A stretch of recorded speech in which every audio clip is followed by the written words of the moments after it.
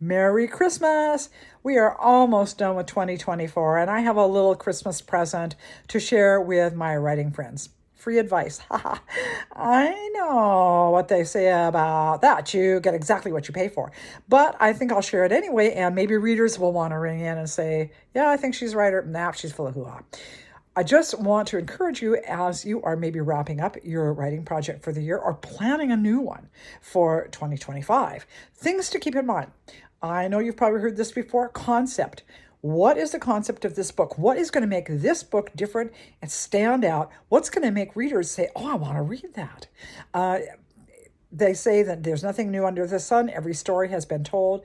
There is a lot of truth in that. There are so many tropes. They're tropes for a reason because everybody loves them, everybody uses them. But what new clothes are you going to dress yours in?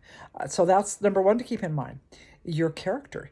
Are your characters going to be people that readers can get involved with? Now, how's that going to happen? Well, I think we have to be really careful as writers to make sure that we get into those characters' heads, that we really show their hopes and dreams and fears, that their emotion comes through in the story, and that they have something to fight for and something to get to. We all have goals in life. And at some point or other, we all have obstacles. What are the obstacles you're putting in the way of your character? Are they realistic? What are her hopes and dreams? Are they achievable? They need to be just enough out of reach that she has to, well, reach for them. But they do need to be achievable. And her feelings need to be understandable and believable.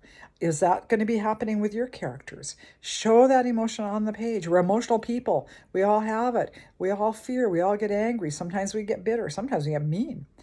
And we all have hopes. So make sure that the reader is seeing those in your character.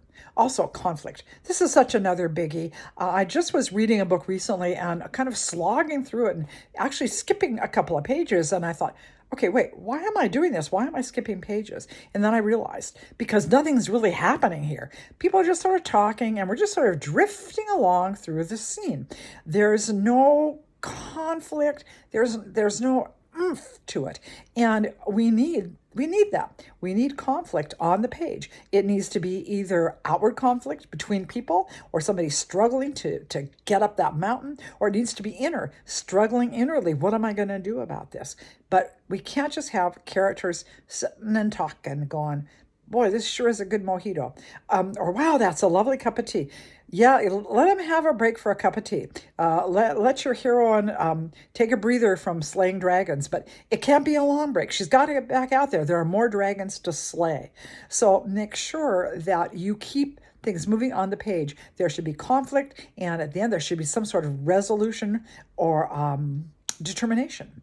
So something needs to keep happening, okay? That's the most important thing. And again, let your characters really feel deeply. Bring your reader in.